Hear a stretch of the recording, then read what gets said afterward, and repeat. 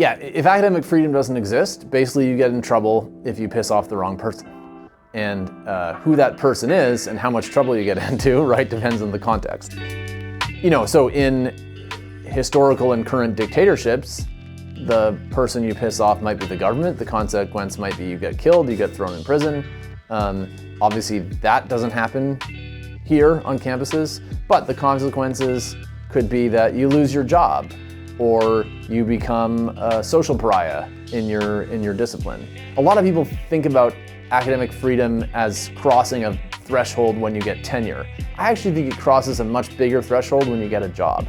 Because even as someone without tenure, especially if you're at a public school, you have a lot of legal protections in the United States against being fired for your speech, but it's very, very easy to not hire somebody for any reason that's going to be difficult to discern, proper or not. So Pete Newton, who's my co-chair of the HXA community at CU Boulder, and he and I and privately a few others in our department shared concerns that groups like FIRE have articulated about the legality and potential threat to academic freedom, potential DEI statements as a potential means of laundering illegal protected class discrimination, and other problems with it that other people have written about.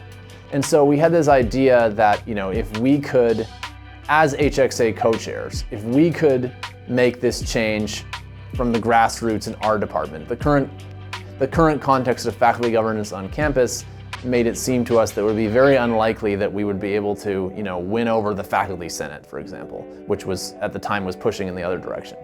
But we thought, well, if we could win over our department, which does have a reputation for being pretty left-leaning, then that process and the documents that we create could serve as a model for people who wanted it in our community, who want to do it in other departments, or for people in the broader HXA network around the country.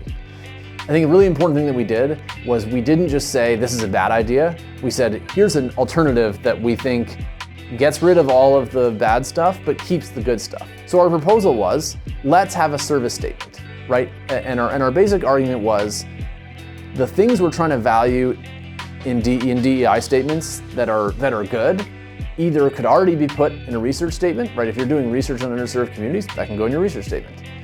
If you're doing inclusive pedagogy, you can put that in your teaching statement. If you're doing service, now we have a service statement, you can put in that. And not only that, a service statement emphasizes what you're doing, not what you believe. I'm Matt Burgess, and I am HXA.